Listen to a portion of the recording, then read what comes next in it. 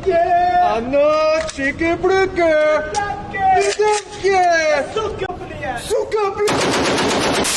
What's up, dudes? It's your boy Asian Psycho, aka Sniper98. I hope you're a fan of Cheeki Breeki memes. You know, Slav Squat, Smirnov, Badass Putin in Soviet Russia, Rush B. Suka, блядь!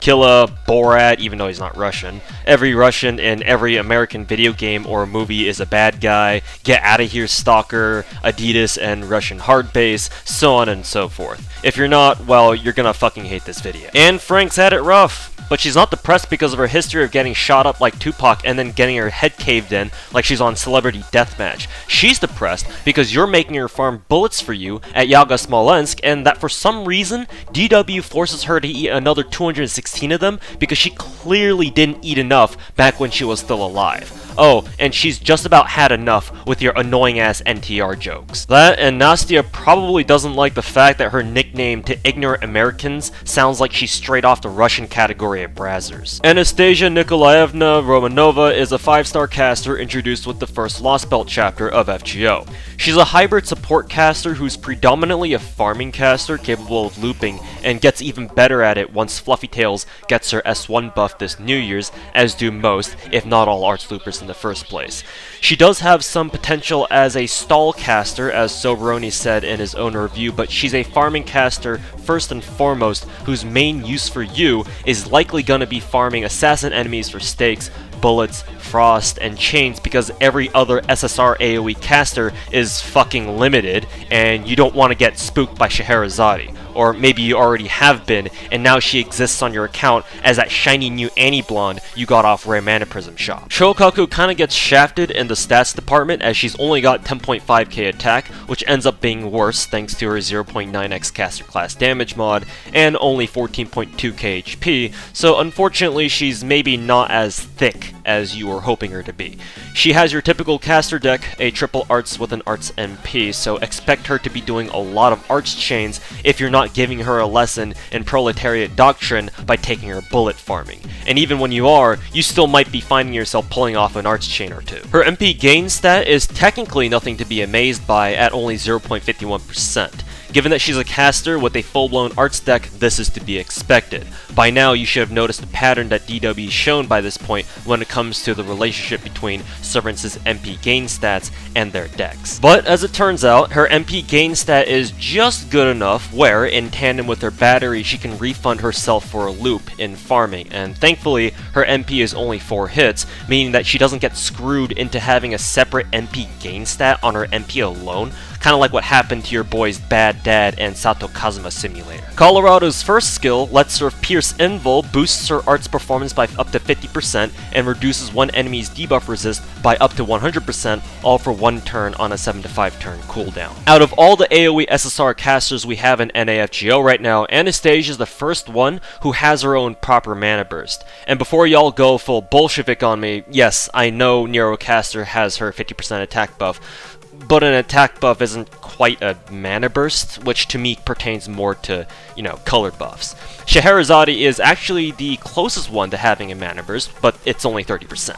That, and most of you don't give a shit about her anyway. Her Invul Pierce is nice, but the most you'll probably ever use it for is to get rid of an annoying enemy who's used Evade or Invul while you're face card farming with Anna, if you even remember that she has this effect in the first place. Her debuff resist debuff is more useful, thankfully, because you can use it in your farming runs against a servant who has magic resist, and that'll let the rest of your team have a much easier time stacking debuffs on that servant so that farming them is easier. Assuming the debuff resist debuff even lands in the first place also. Her second skill increases party attack by 20% and reduces all enemies' attack by another 20%, both for 3 turns on a 7 to 5 turn cooldown.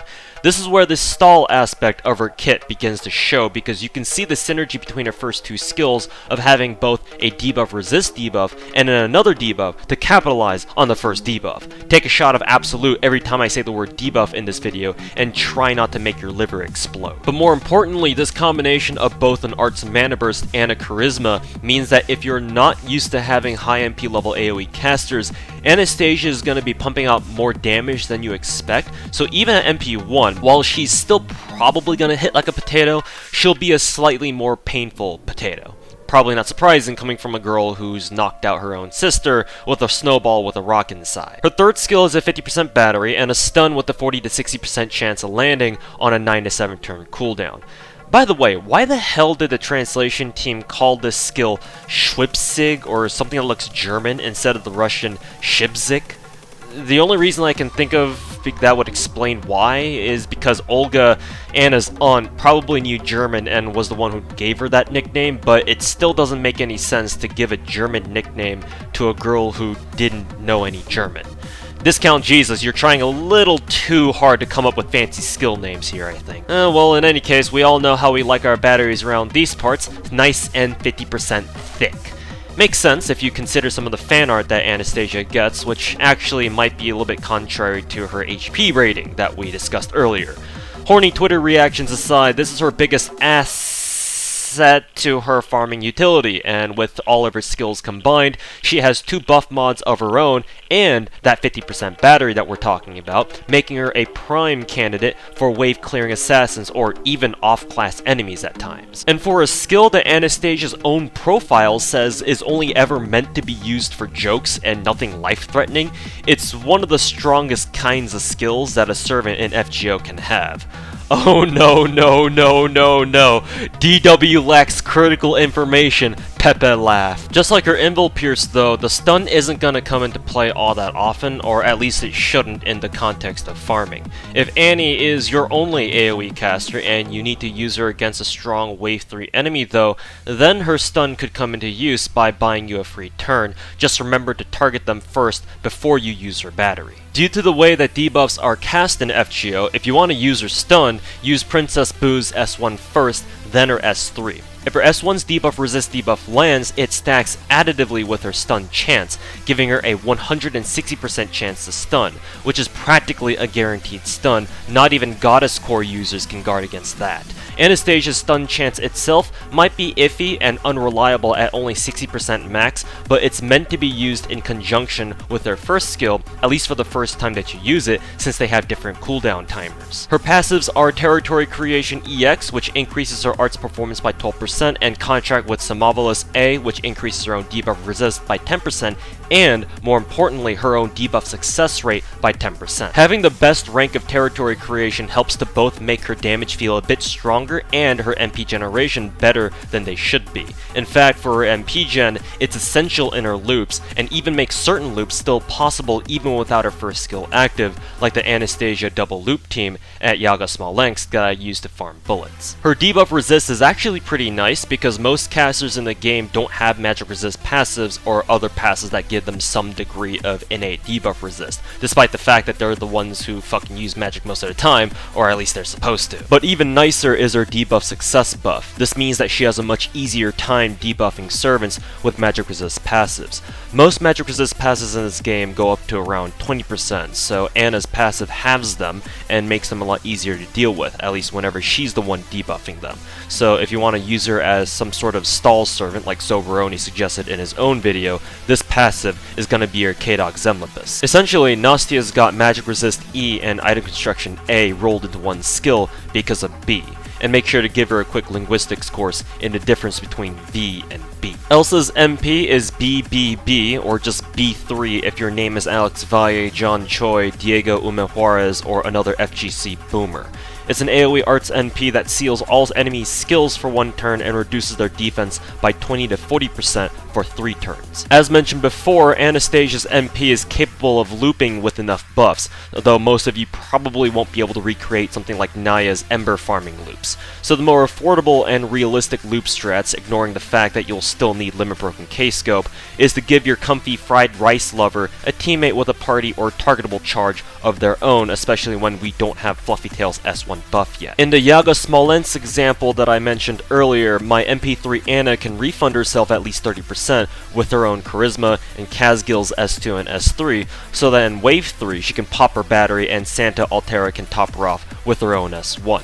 If your Ana is lower MP level, then she just needs to use her S1 on the first wave so that she can guarantee that she'll have enough charge going into wave 3 to be able to MP again. Both Helenas can replace Santa Altera here because they both had 20% party charges, though Caster Helena is the better choice thanks to her 3-turn color buff that'll help Ana refund a bit better and do more damage. So if you have the privilege of having your very own Disney princess and a limit broken MLG Zelwech, then take the time to see if you can pull off some cheeky Breeki refund memes at whatever free quests that you need to farm that involve a lot of assassins or something. It's the closest that FGO will ever get to having their very own Rush B memes. So you should be able to see by now just how good of a farming caster Nakano Miku is. Her HP and attack ratings seem to be rather low at first, but that's because her Frosted Flakes are packed with all the essential vitamins and minerals that a farming caster would need as part of a complete breakfast. And yes, it's rather ironic that DW turned one of the last members of the Russian Imperial family into another farming meme in the game. History repeats itself as always. However, there is undoubtedly another aspect to her gameplay, and that's stalling. For this video, I'll be referring to Soroni's own Anastasia servant review video because in it, he spends a good deal of time pitching Anastasia as a stall and support caster. I agree that she can be used as a support. That's why in the beginning of my video, I call her a hybrid DPS, or hybrid support, sorry, because every single piece of her kit has some kind of support effect. It's the stalling aspect of her kit that I don't quite agree with, and here's why. Stalling in FGO is most efficient when you have servants who can heal, clear debuffs, and or provide defense buffs, or in other words, have sustain effects. It's not to say that you can't stall without them. Decreasing the amount of damage that enemies do to you is certainly a stalling mechanic and complements these other sustain effects that I mentioned very well. But sustain effects are generally better for stalling because a lot of the time they're tied to servant MPs, which are typically arts MPs because many utility/support MPs in the game are arts. Look at the best arts memer, look at Cardboard Lover, look at Jason's Worst Nightmare. And because they're arts MPs, they can be put into arts teams and get spammed harder than bots in Twitch streams right now trying to farm Valorant keys. In addition, sustain effects like heals and debuff clears are usually buffs, meaning that unless your team has like weird debuffs like decreased healing effectiveness or buff blocks cast on them, they'll always land. Debuffs and other offensive stalling effects need to be placed on enemies in order to make their effects do something, so if Ana's S1 doesn't land, there's always the chance that her stalling mechanics can just outright fail because you got unlucky or you thought it was a good idea to fight Steno in a stall battle who has a base 50% debuff resist all on her own because Goddess Core is a bitch. Ana's problem is that she doesn't have any of these sustain effects that I'm talking about. All of her stalling mechanics are offensive. And at FGO, while there may still be fights that are geared more for attrition, where enemies have a ton of HP but don't do too much damage or something like that, more often than not, you run into enemies who can fucking wreck you, and it'll take more than just a handful of attack debuffs to recuperate from their damage output. Not to mention, skill seal effects are, yeah, let's just say that they're pretty iffy as, quote, stalling mechanics. Because enemies at max can only act 3 times, they need to choose between using their skills or attacking you, unless of course you just broke one of their break bars or some gimmicky story shit's going on. So if you skill seal them, you basically force them to attack you all 3 times, and that might end up killing your servants faster than you planned. Sometimes it's actually better to leave their skills alone so that they end up wasting their actions popping their skills, and if you get lucky, your servants can survive a turn or 2 longer than they're supposed to. And her stun, outside of its usual synergy with her first skill, isn't exactly what I'd call reliable with this max 60% success rate, or maybe 70% if you factor in her passive. And let's not forget that her S1 and S3 have different cooldown durations, so unless you're a madman and you intentionally leave her S1 at like level 5 or something and max level her S3 instead, so that they both have 7-turn cooldowns, you're inevitably gonna have to stagger those skills, and that's before we talk about how Ana's going to want to use her battery skill as soon as possible if she's anywhere less than 50% charge. And this is why I classify Prototype Summer BB as more of a hybrid support if you're not going to use her for farming. She has a party charisma, she can help focus debuffs against one enemy, assuming her debuff resist debuff even lands in the first place. She can occasionally stun enemies one at a time, she can skill seal enemies, which may be a good or bad thing depending on who you're fighting, and she can reduce enemy defenses, but she can also put damage on the table too if needed thanks to her art's mana burst, territory creation, and her own charisma. So yes, she does have the potential to help your team stall, but unfortunately the mechanics and, dare I use the term, meta of FGO don't lend themselves well to that aspect of her gameplay. Still, if you're curious about it and want to try her out as such, bring other servants who can also contribute to your stalling agenda like you're playing Jigglypuff in Melee. Besides the big four memers, Michael Scott is great because he not only provides more attack and arts buffs from Nastia, but also has a debuff success buff to make sure that her debuffs land more consistently, and has a defense buff tied to his MP for a bit of extra stalling. And if you have both Kazgil's and Anna's S3s maxed, Anastasia's stun should actually become a guaranteed application too. French Caitlyn Jenner can taunt, charm, and put down more attack and defense debuffs, which can complement Anastasia's stalling effects pretty well, but you're probably just gonna use Thou Art the Fucking Dragon instead most of the time anyway. I'd also mention Sitting Boomer, but Soberoni's already done that for me. And of course, when it comes to stalling, how can we forget about our very own ASMR Oni with her MP that's got a million fucking debuffs on it? Well, actually, Shuten would be better at buffing Anna's damage than helping her stall, but that's besides the point. Basically, take servants who also have a fuck ton of stalling servants to help Kula stall, the more the better. Using her as a hybrid support is simple enough, just slide her into teams that need an attack buff and defense debuff, like how Kadok wants to slide into Anna's DMs in Lost Belt 1. But to use her as a primary DPS, give her teammates who can provide MP damage buffs, since that's the only buff type that she's lacking. So people like Christmas Ea Fietla, Throws You in Jail, Uncle Hector, any of the Voyager of the Storm memers, and, of course, Waver's Man Crush. If you don't have any of these people, or if MP damage buffs aren't what you're looking for, you can just shove as many attack buffs into Anastasia, just like how you shove 216 bullets down her throat. So people like Padoru Simulator, Not VR Marshmallow, Your Resistance Only Makes Me Harder when he comes out this month, even though it's not an attack buff, because targetable projection is a hell of a drug. Asakoko kills you in Babylonian if you want to pull off her double charisma gimmick, Mr. Kobayashi when he comes out, or Choco Praminix. What about CEs? What CEs are good on Anastasia? Is that even a fucking question? Unfortunately, there aren't any 50% starting charge CEs that are art space that are also full attack, so don't go telling me about how Dive to Blue or Painting Summer exist. Or maybe it does exist and I just don't know about it because I don't play JP. So, you'll have to make do with the alternatives. Golden Sumo and HND are going to be your go-tos in this case, but the Miyu CE is undoubtedly going to be pretty useful for the more dedicated looping memes. And of course, Black Grail for some truly thick MP damage. Just add Waver. These CEs also apply if you just want to frag out with Sage instead of just farming with her, though it's too bad Anastasia doesn't have a heal and a revive of her own too. For support, a Stargen CE isn't a bad idea since she is a caster after all, so basically 2030. Anastasia doesn't have any star generating skills or effects in her kit, so making her hold a CE that isn't 2030 for Stargen is questionable unless they have a secondary effect that you think makes it worth using on her, or if you just don't have a 2030 yet. Go West rerun should be going on right now at the time of this video, so if you can farm another copy of Demon Ox King, at least make it limit broken, you can maybe give it to Anna as part of a setup, though obviously she can't benefit much from it herself.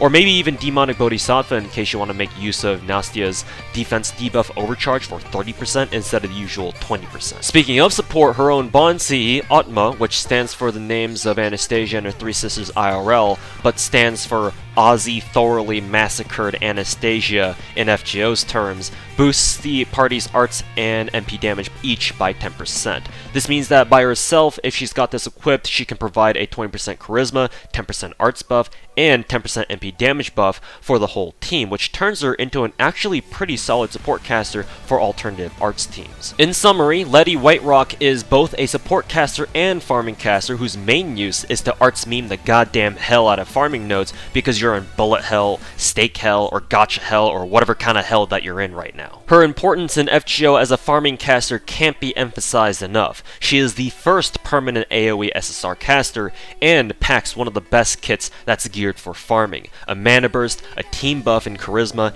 and her own 50% battery, and thanks to that, she can be a solo wave clear, a double wave clear, clear and even a triple wave clear under the right conditions. But with her plethora of support effects that lend themselves well to fights outside of farming, she can still hold her own as a hybrid support for arts teams, especially with her Bonsi, or as a setup support for non-arts teams. And while she can provide a bit of stalling, it's not ideal. Only play her as such if you're committed to stalling, like your name's Chris G and you spam Solfists all day, or if you're just trying to farm upvotes on Reddit like a tool.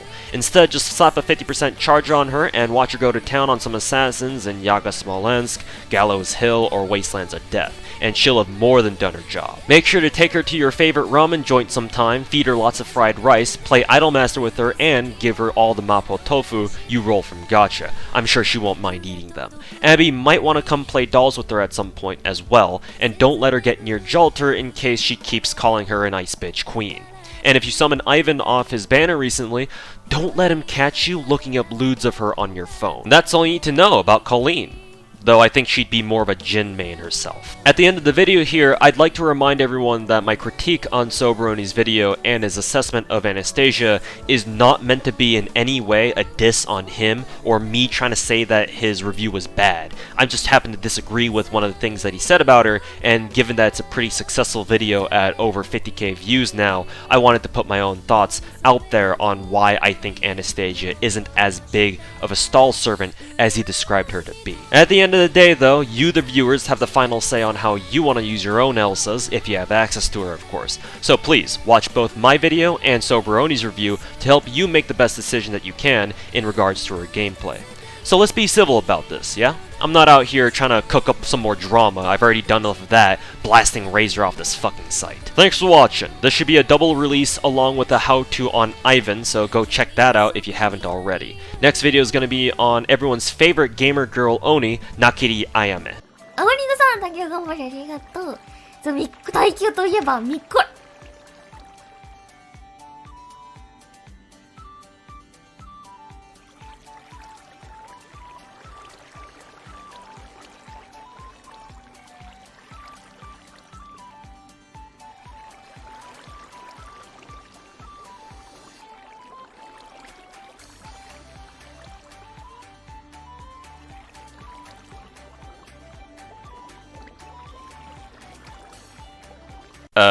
I mean Tomoe. Deuces.